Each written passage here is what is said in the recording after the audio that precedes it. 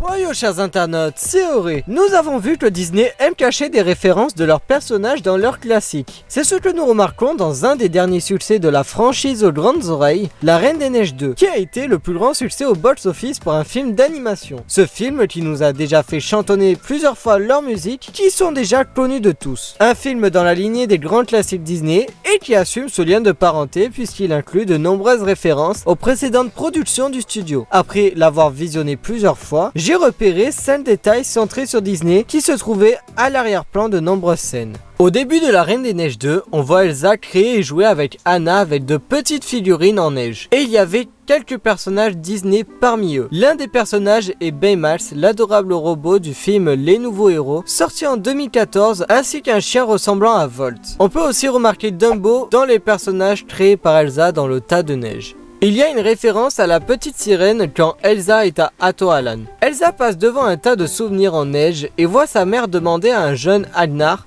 ce qu'il est en train de lire. Un nouvel auteur danois, répond-il. Et vous pouvez voir Ariel de la petite sirène sur la couverture de son livre. Hans Christian Andersen est l'auteur danois de la petite sirène et du conte La Reine des Neiges, dont s'est librement inspiré Disney. Après la chanson Je te cherche, Elsa va voir ses souvenirs et va croiser le moment où elle a chanté Libéré délivré dans La Reine des Neiges 1. Lors de cette séquence, nous pouvons même voir qu'elle esquive ce moment, car c'est un moment de sa vie qu'elle aimerait oublier. Probablement un petit clin d'œil des animateurs à tous les parents qui l'ont écouté en boucle pendant des mois. Pour rester sur la chanson Libéré délivré, lorsque Anna, Elsa, Christophe et Sven sont sur le chemin de la forêt enchantée, les protagonistes ont un long chemin à parcourir. Lors de ce périple, nous pouvons apercevoir sur un plan le château créé par Elsa dans La Reine des Neiges 1, lorsqu'elle chante Libéré délivré. Après la chanson Point d'avenir sans nous, nous remarquons que les personnages joue au mime. Lors du passage d'Olaf, on peut voir que le bonhomme de neige se déguise en souris qui ressemble très fortement à Mickey. Voici 5 détails que vous n'avez peut-être pas remarqué dans La Reine des Neiges 2. Dites-moi dans les commentaires si vous les avez remarqués et si vous en avez remarqué d'autres. Votez pour le thème des prochaines vidéos en haut à droite. C'était Auré, n'oubliez pas de vous abonner, à la prochaine.